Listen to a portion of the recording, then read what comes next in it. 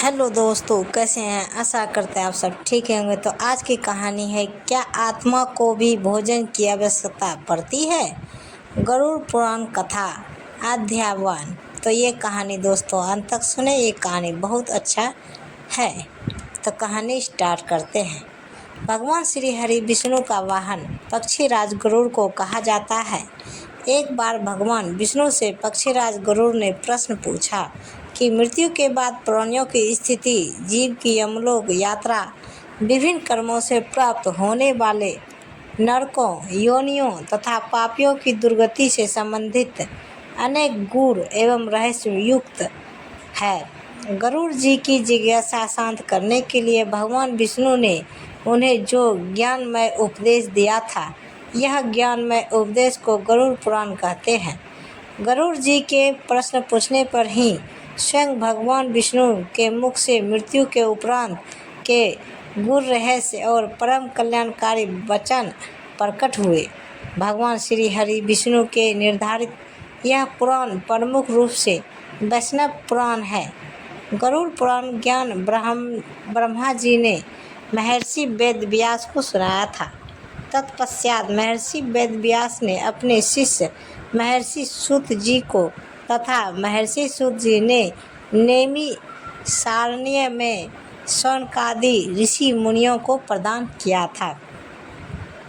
हिंदू धर्म के 16 संस्कारों में 3 जन्म से पूर्व, 4 जीवन काल में तथा 1 संस्कार मृत्यु के उपरांत किया जाने वाला अंतिम अर्थात अंत्योष्ठि कर्म है, जिसका संबंध दाह संस्कार व अन्य अनुष्ठानों से है। मत्स्य पुराण के अनुसार मृत्यु से 12 दिनों तक मृतक की आत्मा अपने आवास व सगे संबंधियों के आसपास ही रहती है। मृतक की आत्मा अंत्येष्टि कर्म का संचालन कर रहे पुरोहित के शरीर में भी देव रूप में प्रवेश करती है।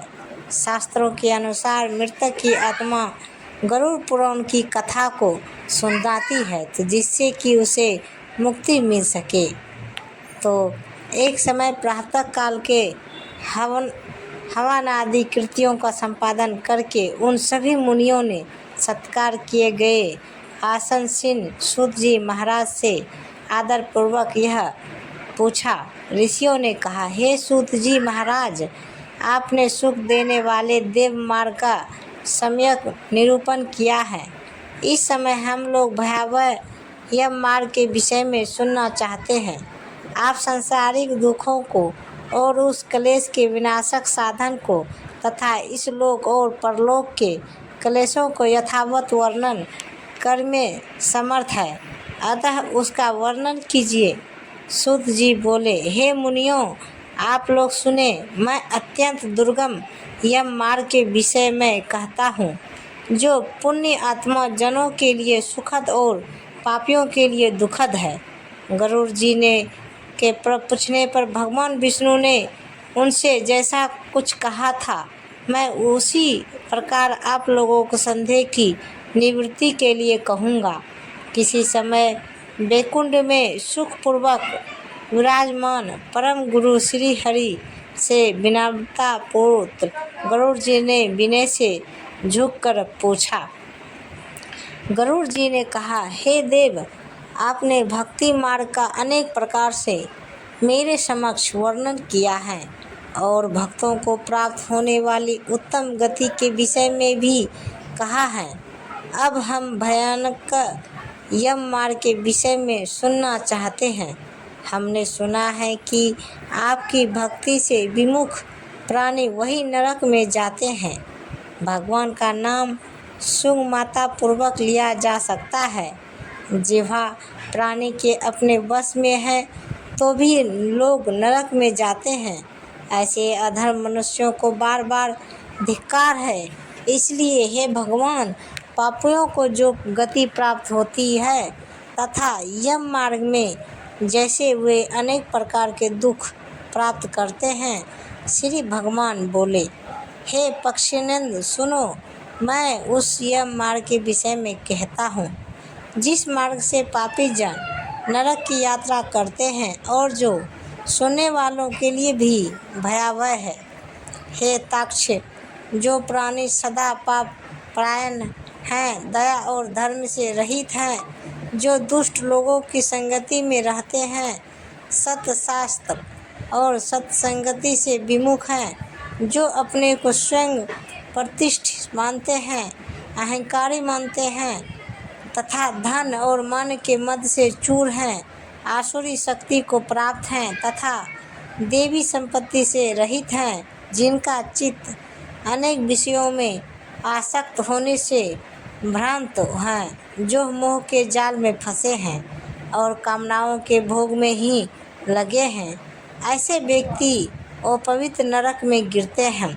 जो लोग ज्ञानशील हैं, हे परम गति को प्राप्त होते हैं, पापी मनुष्य दुखपूर्वक यम यातना प्राप्त करते हैं। पापियों को इस लोक में जैसे दुख की प्राप्ति होती है और मृत्यु के पश्चात वे जैसी यम यातनाओं को प्राप्त होते हैं, उसे सुनो। यथोपार्जित पुण्य और पाप के फलों को पूर्व में भोग कर कर्म के संबंध से उसे कोई शारीरिक रोग हो जाता है, आदि मानसिक रोग और व्याधि शारीरिक रोग से युक्त तथा जीवन धारण करने की आशा से उत्कंठित उस व्यक्ति की जानकारी के बिना ही सर्प की भांति बलवान काल उसके समीप आ पहुंचता है। उस मृत्यु की समाप्ति की स्थिति में भी उसे वैराग्य नहीं होता। उसने जिनका भरण पोषण किया था, उन्हीं के द्वारा उसका भरण पोषण होता है। वृद्धावस्था के कारण विकृत रूप वाला और मरणाभिमुख वह व्यक्ति घर में अवमानना पूर्वक दी हुई वस्तुओं को कुत्ते की भांति खाता हुआ जीवन व्यतीत करता है।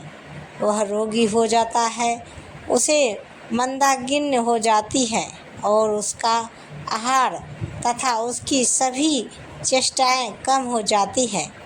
प्राणवायु के बाहर निकलते समय आँखों उलट जाती है, नाड़ियाँ कफ से रुक जाती है, उसे खांसी और श्वास लेने में प्रयत्न करना पड़ता है तथा कण से घूर घूर से शब्द निकलने लगते हैं। चिंता मग्न स्वजनों से घिरा हुआ तथा सोया हुआ वह व्यक्ति कालपोष के वशीभूत होने के कारण बुलाने पर भी नहीं बोलता। इस प्रकार कुटुंब के भरण पोषण में ही निरंतर लगा रहने वाला अजितेंद्रिय व्यक्ति अंत में रोते बिलखते बंधु बांधवों के बीच उत्कट वेदना से संज्ञा शून्य होकर मर जाता है। हे गरुड़, उस अंतिम क्षण में प्राणी को व्यापक दिव्य दृष्टि प्राप्त हो जाती है, जिससे वह लोक परलोक को एकत्र देखने लगता है। अतः चकित होकर वह कुछ भी नहीं कहना चाहता। यमदूतों के समीप आने पर भी सभी इंद्रियों विकल हो जाती है, चेतना जड़ीभूत हो जाती है और प्राण चलायमान हो जाते हैं। आतुर काल में प्राण वायु के अपने स्थान से चल देने पर एक क्षण भी एक कल्प के समान प्रतीत होता है और 100 बिच्छुओं के डंक मारने जैसी पीड़ा होती है। वैसी पीड़ा का उस समय उसे अनुभव होने लगता है। वह मरणसन व्यक्ति फेन उगलने लगता है और उसका मुख लार से भर जाता है। पापी जनों के प्राण वायु अद्भुत द्वारा गुदा मार्ग से निकलते हैं। उस समय दोनों हाथों में पाश और दंड धारण किए नग्न दांतों को कटकटाते हुए क्रोधपूर्ण नेत्र वाले यम के 2 भयंकर दूत समीप में आते हैं। उनके केश ऊपर की ओर उठे होते हैं, वे कौवे के समान काले होते हैं और टेढ़े मुख वाले होते हैं तथा उनके नख आयुध की भांति होते हैं। उन्हें देखकर भयभीत हृदय वाला वह मरना सन प्राणी मल मूत्र का विसर्जन करने लगता है। अपने 5 भौतिक शरीर से हाय हाय करते हुए निकलता हुआ तथा यमदूतों के द्वारा पकड़ा हुआ वह अंगुष्ठ मात्र प्रमाण का पुरुष अपने घर को देखता हुआ यमदूतों के द्वारा यातना देह से ढककर के गले में बलपूर्वक पासों में बांधकर सुंदर यम मार्ग यातना के लिए उसी प्रकार ले जाया जाता है जिस प्रकार राजपुरुष दंडनीय अपराधी को ले जाते हैं। इस प्रकार ले जाए जाते उस जीव को यमदूत तर्जनों करके डराते हैं और नरकों के तीव्र भय का पुनः पुनः वर्णन करते हैं और सुनाते हैं। यमदूत कहते हैं, रे दुष्ट, शीघ्र चल, तुम यमलोक जाओगे। आज तुम्हें हम सब कुंभी पाक आदि नरकों में शीघ्र ही ले जाएंगे। इस प्रकार यमदूतों की वाणी तथा बांधवों का रुदन सुनता हुआ वह जीव जोर से हाहाकार करके विलाप करता है और यमदूतों के द्वारा प्रताड़ित किया जाता है। यमदूतों की तर्जनाओं से उसका हृदय विदीर्ण हो जाता है, वह कांपने लगता है। रास्ते में कुत्ता काटते हैं और अपने पापों का स्मरण करता हुआ वह पीड़ित जीव यम मार्ग में चलता है। भूख और प्यास से पीड़ित होकर सूर्य दवाग्नि एवं वायु के झोंकों से संतृप्त होते हुए और यमदूतों के द्वारा पीठ पर कोड़े से पीटे जाते हुए उस जीव को तपी हुई बालुकों से पूर्ण तथा विश्राम रहित और जल रहित मार्ग पर असमर्थ हुए भी बड़ी कठिनाई से चलना पड़ता है। थक कर जगह जगह गिरता और बजरता और मूर्छित होता हुआ वह पुनः उठकर पापी जनों की भांति अंधकारपूर्ण यमलोक में ले जाया जाता है। 2 अथवा 3 मुहूर्त में वह मनुष्य वहां पहुंचाया जाता है और यमदूत उसे घोर नरक यातनाओं को दिखाते हैं। मुहूर्त मात्र में यम को और नागरिकों यातनाओं को भय को देखकर वह व्यक्ति यम की आज्ञा से आकाश मार्ग से यमदूतों के साथ पुनः इस मनुष्य लोक में चला आता है। मनुष्य लोक में आकर आबादी वासना से बद्ध हो वह जीव देह में प्रविष्ट होने की इच्छा रखता है, किंतु यमदूतों द्वारा पकड़कर पास में बांध दिए जाने से भूख और प्यास से अत्यंत पीड़ित होकर रोता है। हे ताक्ष, वह पातकी प्राणी पुत्रों से दिए हुए पिंड तथा आतुर काल में दिए हुए दान को प्राप्त करता है तो भी उस नास्तिक को तृप्ति नहीं होती। पुत्रादि के द्वारा पापियों के उद्देश्य से किए गए श्राद्ध दान तथा जली उनके पास ठहरती नहीं, अतः पिंडदान का भोग करने पर भी वे क्षुधा से व्याकुल होकर यम मार्ग में जाते हैं। जिनका पिंडदान नहीं होता वे प्रेत रूप में होकर कल्प पर्यंत निर्जन वन में दुखी होकर भ्रमण करते रहते हैं। सैकड़ों करोड़ कल्प बीत जाने पर भी बिना भोग किए कर्म फल का नाश नहीं होता और जब तक वह पापी जीव यातनाओं का भोग नहीं कर लेता तब तक उसे मनुष्य शरीर भी प्राप्त नहीं होता। हे पक्षी, इसलिए पुत्र को चाहिए कि वह 10 दिनों तक प्रतिदिन पिंडदान करे। हे पक्षी श्रेष्ठ, हे पिंड प्रतिदिन 4 भागों में विभक्त होते हैं।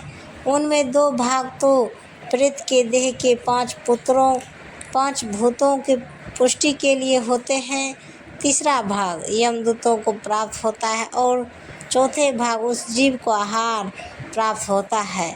9 रात दिनों में पिंड को प्राप्त करके प्रेत का शरीर बन जाता है और 10वें दिन उसमें बल की प्राप्ति होती है। हे खग, मृत व्यक्ति के देह के जल जाने पर पिंड के द्वारा पुनः 1 हाथ लंबा शरीर प्राप्त होता है, जिसके द्वारा वह प्राणी यमलोक के रास्ते में शुभ और अशुभ कर्मों के फल को भोगता है। पहले दिन जो पिंड दिया जाता है उससे उसका सिर बनता है। दूसरे दिन जो पिंड से गिरवा देता है गर्दन और स्कंद कंधे तथा तीसरे पिंड से हृदय बनता है। चौथे पिंड से पृष्ठभाग, पीठ, 5वें से नाभि, छठे तथा सातवें पिंड से क्रमशः कटी यानी कमर और गुहांग उत्पन्न होते हैं। आठवें पिंड से उरु जांघें और नवें पिंड से जानु यानी घुटने तथा पैर बनते हैं। इस प्रकार 9 पिंडों से देह को प्राप्त करके 10वें पिंड से उसकी क्षुधा और तृषा, भूख प्यास ये दोनों जागृत होती है। इस पिंड से शरीर को प्राप्त करके भूख और प्यास से पीड़ित जीव 11वें तथा 12वें 2 दिन भोजन करता है। 11वें और 12वें दिन आत्मा भोजन करता है। 13वां दिन यमदूतों के द्वारा बंदर की तरह बंधा हुआ वह प्राणी अकेला उस यम मार्ग में जाता है। हे खग, मार्ग में मिलने वाली वैतरणी को छोड़कर यमलोक के मार्ग की दूरी का प्रमाण 86,000 योजना में है। तो इस प्रकार गरुड़ पुराण के अंतर्गत श्राद्धोद्रोह में पापियों के इस लोक तथा परलोक के दुख का निरूपण नामक पहला अध्याय समाप्त हुआ। तो दोस्तों ये कहानी कैसी लगी तो प्रेम से बोलिए भगवान विष्णु की जय, जय माता दी, हर हर महादेव। तो ये कहानी आप सबको कैसी लगी दोस्तों कमेंट बॉक्स में ज़रूर बताइए। और ऐसी ही कहानियाँ सुनने के लिए ज्ञानवर्धक कहानी, धार्मिक कहानी या पारिवारिक कहानी या शिक्षाप्रद कहानियों से कोई भी कहानी के आधारित कहानी सुनने के लिए हमारे चैनल को सब्सक्राइब करें और वीडियो को लाइक जरूर करें। तो दोस्तों धन्यवाद, मिलते हैं अगले वीडियो के साथ। तब तक बाय बाय दोस्तों, जय हिंद।